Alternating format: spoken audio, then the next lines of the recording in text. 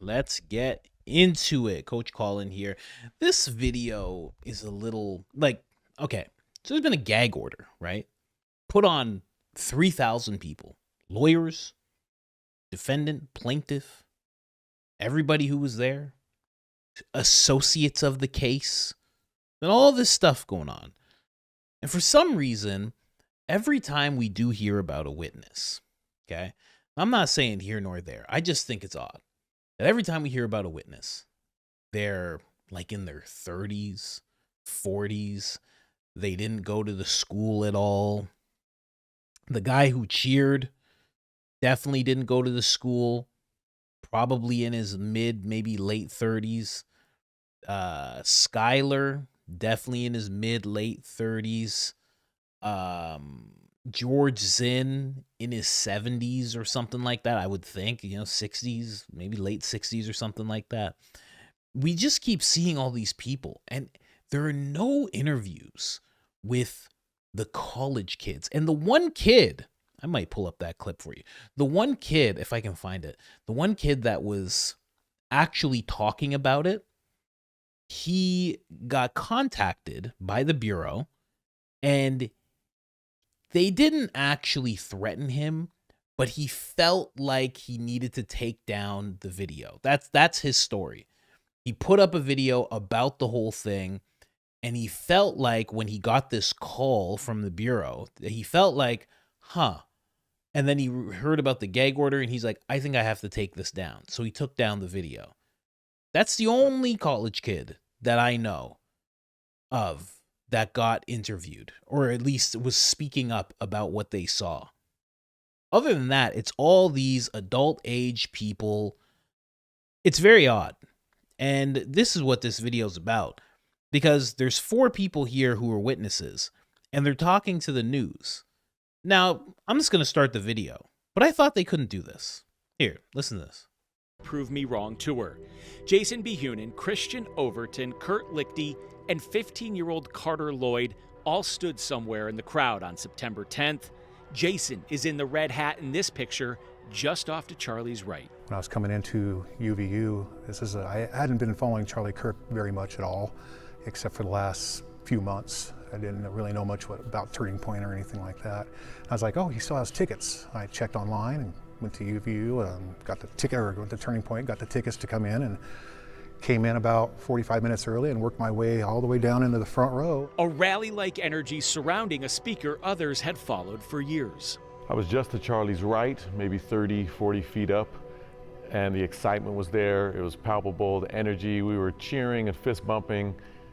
The charisma and the charm and the wisdom out of this guy is just incredible. Christian, where were you in relation to the stage, to the tent, and what do you remember about it? We noticed that there was a little place where you could stand off from the stage, and so I said, well, why don't you stay here? I'll run down and talk to the security that were coming in at that time to see if we could stand there. And we got down there and I talked to him and then waved him to come down. So that's where we were at, and we waited about a half hour, really excited.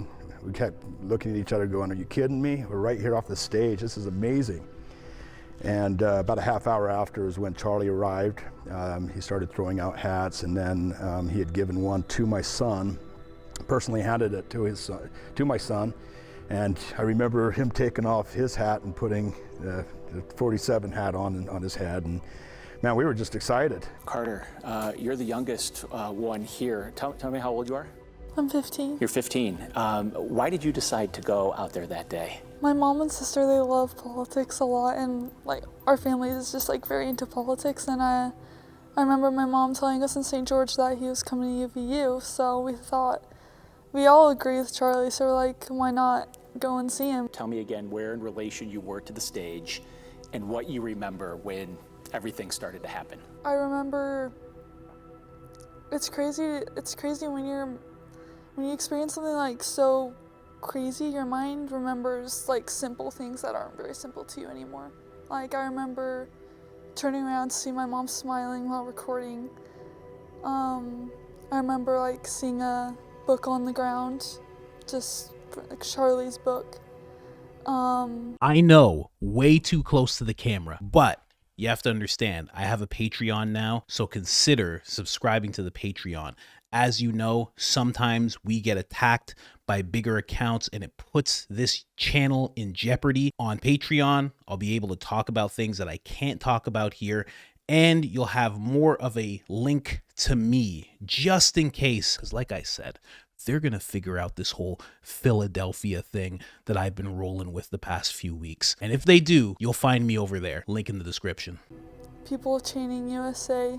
Then, in a single second, at 2:23 p.m., the sound that changed everything. When the pop went off, it was almost impossible to process that what's happening. There's no way this is happening here. And we took a knee. I was there with my son, took a knee immediately. Our first thought was, this is a mass shooting. There's going to be more shots, so let's be careful. Let's watch out. Can we find the shooter?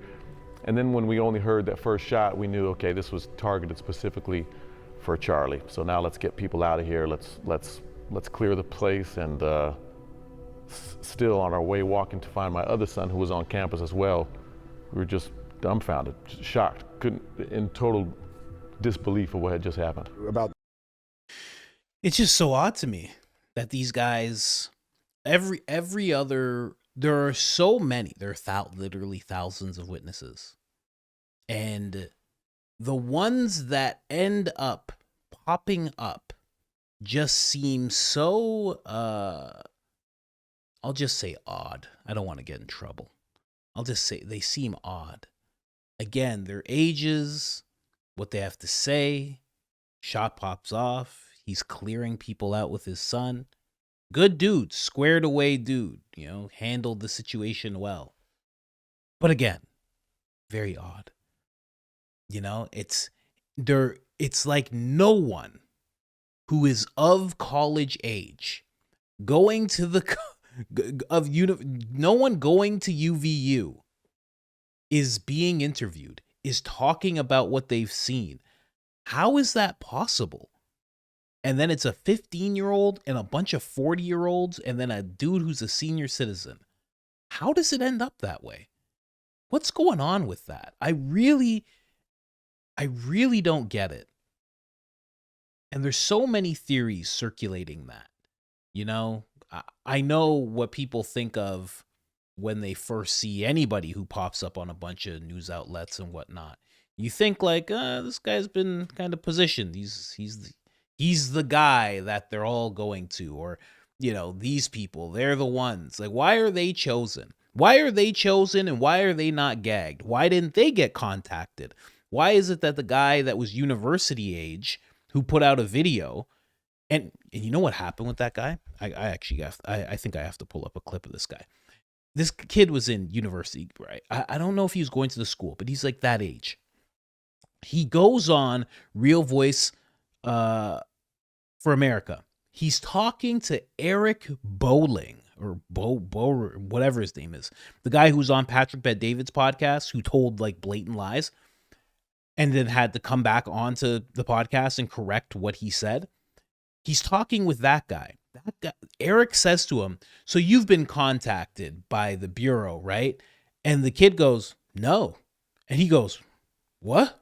Oh, well, we'll make, and then directly after that talk, they contacted him. Now, this is just me. I think Eric put that in motion. By the way, he was so surprised, and he said, I'll make sure, and then he cuts himself off, and then he keeps talking to the kid. I was like, oh. And then the kid gets a call literally the next day, like not even 24 hours later. Like 12 hours later, he gets a call. And then they talk to him a little bit, and the next thing you know, he's taking down videos. But these people, they're clear to talk about this on a news outlet, At the time that the second student came up to the mic, we just moments after heard the shot. The shot came from the left side, and I looked over just like that, and I thought, wow, isn't that funny? Somebody lit off a firework. It's really what it sounded like somebody just lit a firework. And I went right back to look at Charlie, and that's where I saw the hole in his neck. And I immediately at that point grabbed my son and took him down. Much like her just said, I mean, we didn't know if there was going to be shots to follow or what. At that point, it was all a matter of how do we get out of here? What's the safest way? And obviously there was a lot of people trying to do the same. So, do you replay that moment in time? Have you replayed it in your mind? In the most unexpected times, which is so odd, because I like to think that I'm pretty resilient. However, it does resurface in unexpected times that is played out. I didn't know what to think. I actually kind of just went numb at the point. I didn't know what was going on. Just everybody started yelling and screaming. I was numb. I was very confused. Very, very confused. I didn't know what had happened. I had heard shots before, but it just didn't seem like this was the place that something like that would happen. So there's a lot of cheering going on, and then this gunshot rings out. Then what do you remember about the next few moments? I looked to my left, and like he said, like he thought it was a firework. My family just said we were waiting for like confetti to pop out until I look at Charlie and his face is like, it's just the life goes out of his eyes. I remember falling to the ground. I'm sorry. It's interesting. She was able to see his eyes. She was that close that she was able to see his eyes. I find that so wild. Wild that they were that close and they're allowed to talk about this. It's just as time goes on and day after day, development after development, it just seems weirder and weirder. This whole case just seems weirder and weirder. Skip ahead a little bit, go back to this guy. Expected times This guy looks like an agent. Is played out. I didn't know what to think. I actually kind of just went numb at the point. I didn't know what was going on. Just everybody started yelling and screaming. I was numb. I was very confused. Very, very confused. I didn't know what had happened. Police, former military, I'm a combat veteran, and I knew as soon as he got hit. Former military.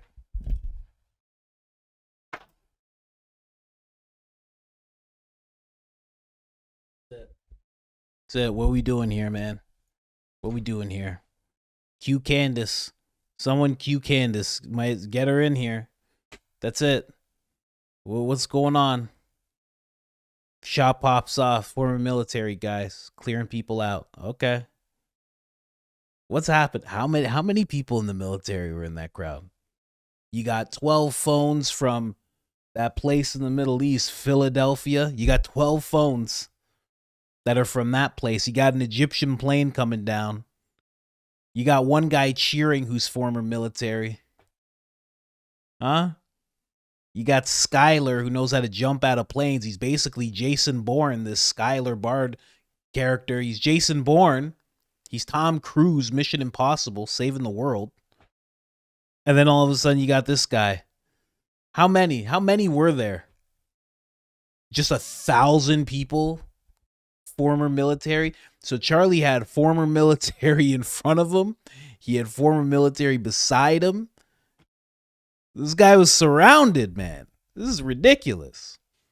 And listen, no shade to this guy. I'm sure he's a nice, squared away gentleman. Good father, taking his kid out there, handling business. He was dead. And when they said on the news that they were trying to help him, I was praying to God that they could come up with a miracle. God can do miracles, but when I saw him get hit, I knew he was gone.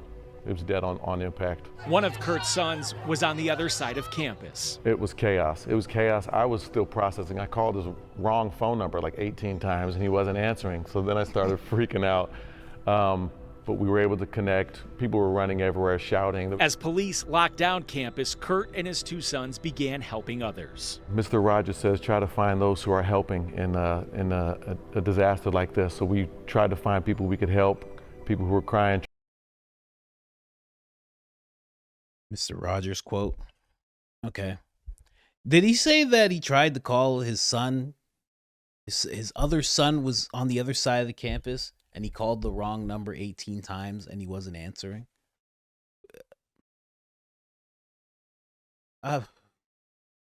I'm always trying to be so charitable.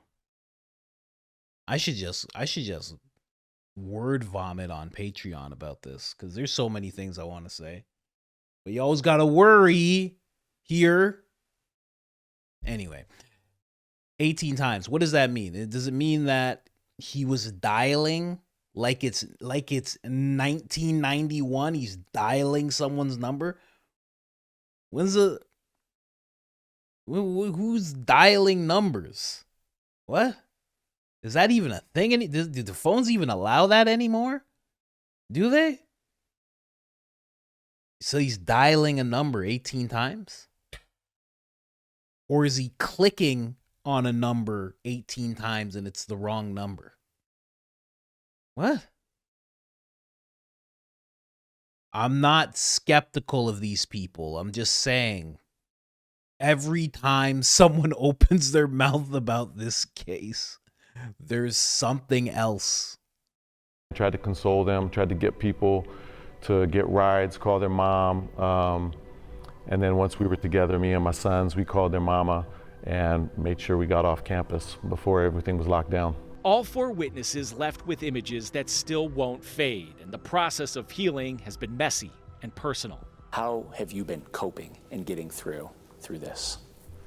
The first couple weeks, couldn't sleep. It's up till 2 a.m. trying to correct people online who were saying stupid things about what was going on and what they saw and what they know about UVU. And I'm like, you don't understand. This is my school. This is my kid's school. So I thought that was my mission, just to correct every moron on the internet. It's too many.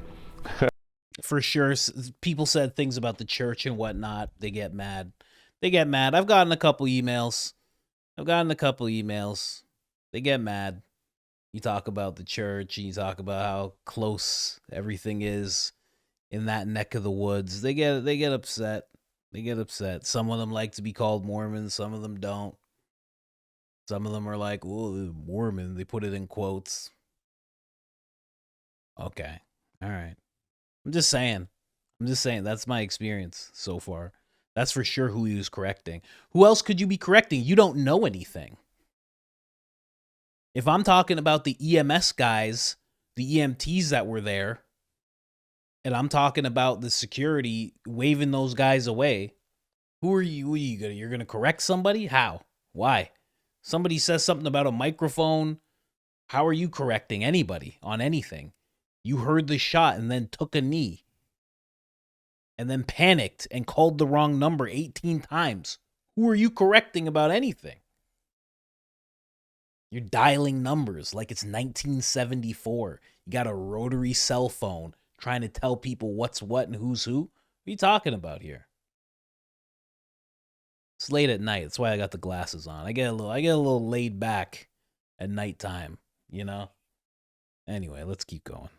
But like Christian said, the only path forward is healing and helping. Christian started a Facebook support group for anyone who was there to join. Tell me about the group and why you started. Pardon me? Hold on a second. What's this? I didn't watch it this far. What's this now? Okay. How would they know if you were there or not?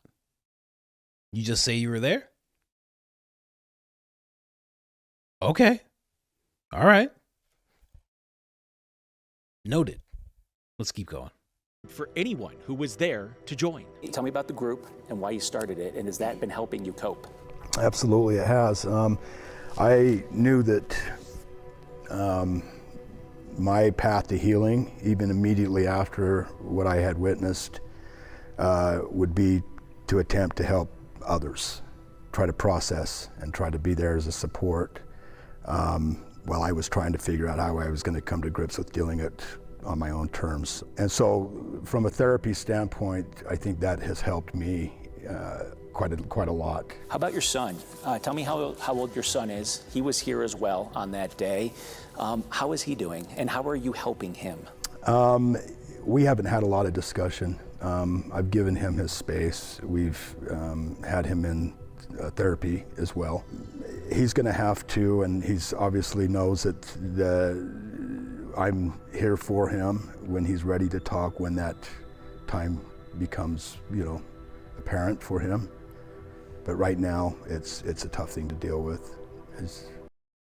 That was a dad joke. I'll talk to him when the time becomes apparent for him. I'm kidding. But in all seriousness, there must be a lot of these young people who are going to therapy because of this. It would be such a wild thing to see in person and then have the person pass away. Like you're getting home before you even get home, probably, or you get home and then you hear that the person passed away. Wild, man. From here in the video, they just start talking about, what punishment Tyler should get. It's very odd. They're like, I agree with Charlie. Charlie once said about that's the penalty, and he should. It gets to that point, like whatever, and I don't know, whatever. But I mean, it depends. Depends how the case turns out with Tyler. I don't know what punishment he should get until you know exactly what he did, what he didn't do. You got to know everything, right? It's funny how the people who are asking the most questions, they just want to know everything the guy did. And then the people who want to see the highest penalty possible for this guy, they don't want to ask any questions. It's interesting the way that happens. But then the people who are asking the most questions, they seem to be the most passionate about what happened to Charlie and his movement. And the people who don't want to ask any questions, they seem like they're just so quick and ready to move on. It's like, just wait till January, and hopefully that kid that kid's life ends. That's what we're hoping for. Okay. It's interesting stuff, man. But yeah, that's basically, there's like another 10 minutes in the video. Here, check it out. You want to check out the last little part. 4 witnesses speak about Charlie Kirk, reflect on aftermath. This is KUTV 2 News, Salt Lake City. Go check it out. Why not? And, it's just, I find it so odd. I make this video because I find it so odd that there's no witnesses. There's none. And then they get this unprecedented gag order. But then for some reason, there's just a few who are chosen. Now, with that Skyler guy who had a bunch of interviews on different outlets, I think that he was doing that before there was a gag order. So that makes sense. But for these 4, there's a very present gag order. It's been in the news. Everyone knows about it. But somehow this news outlet bypasses that somehow. They don't seem to care about it. You know what I mean? Just, it's very odd the way things play out. And then, of course, it's Salt Lake City. They keep everything in house. Very, very nice. The way they do it. They keep everything very in house. I would like Tyler to have a lawyer from New York. They're like, no, we will choose Tyler's lawyer. And they will be from Utah. Like, okay. I'd like to talk to one of the witnesses. Absolutely not. Gag order. They will only speak to people from Utah. It's very interesting the way it works over there. Right down to the shooter, I'm sure there's a dude from Portland who was like, where's Charlie? Let me at him. And they were like, no, sir. Not here. We don't play those games. Only someone from Utah. It's ridiculous. It's a wild place. Again, I'm never going there. Never. Whatever's close to it, I probably won't go there either. I'm just putting it out there. Never going. I don't care. I'll be touring eventually, probably in the next year and a half, 2 years. I'll be touring all over America. Not good. No stops in Utah. No stops in Utah. And I don't know if I want to make any stops in Philadelphia, because the people of Philadelphia are eventually going to get pissed that I've matched up this place in the Middle East with their wonderful, wonderful place. I had to do it. Someone had to catch the stray, Philadelphia. Someone had to catch the stray so I could stay under the radar on YouTube. You understand? I apologize. But yeah, I just wanted to play that video for you guys really quick. It's odd. It's odd to me. I don't know what else to say. I thought there was a gag order. I thought there was, but apparently there's not. For select people. This is becoming more and more telling as time goes on. It's past the point of weird. The actions of the people who messed up are past the point of incompetence. Everything with this seems very intentional and structured. I'll just say that. I'm out of here.